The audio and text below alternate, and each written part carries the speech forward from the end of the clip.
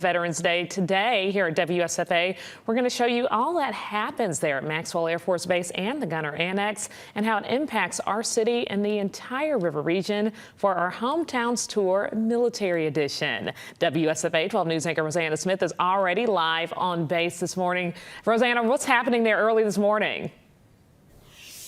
Well, it's exciting to be out here. We are at Air Park, and you have to understand that Maxwell is the home of a proud tradition of aviation. And I'm joined now by Colonel Ryan Richardson, and he is the commander of Maxwell Air Force Base. Thank you so much for joining us. Thanks for joining us. I know that you all have over 12,000 personnel that not only work here, but they live right here in this community. What's the impact that Maxwell has on this community? Yeah, I think that's a fair question. I think initially, as we talked with the chamber and business leaders, they talk about the over $2 billion of fiscal.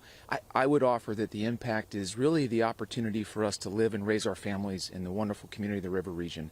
And so it's the 12,000, but it's also the 30+ thousand retirees and disabled veterans who basically anchor around Maxwell Air Force Base and the mission here. It's an amazing tradition, and we're honored to serve here. I know I hear from so many people how friendly this community is. I know that the 42nd Air Base Wing, the mission, or you all have a quote that you all have an emphasis on national security. I know you can't go into too many details, but for those that may not know, what happens right here on this base? Yeah, sure. So from a 42nd Air Base Wing perspective, our job is to run this installation as a power projection platform. Think of it, Mayor Reed and I talk about it often. I'm kind of the mayor, if you will. But our job is to prepare for combat and prepare others for the same. And we've got 43 mission partners, all with very distinct roles vis-a-vis national defense. About half of those mission partners reside in Air University, and I know you'll have General Tullis and Chief Blazer on a little bit later.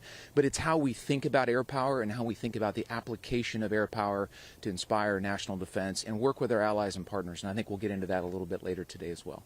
Thank you so much, Colonel. We really appreciate you joining us this morning and welcoming us onto this base.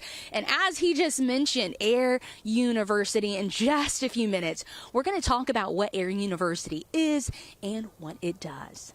All right, Rosanna, and we will continue our live coverage from Maxwell Air Force Base all day long with more live interviews for our Hometown Tours Military Edition. We'll also learn more about the jobs available on base for civilians, plus more on the upcoming Air and Space Show. You don't want to miss it.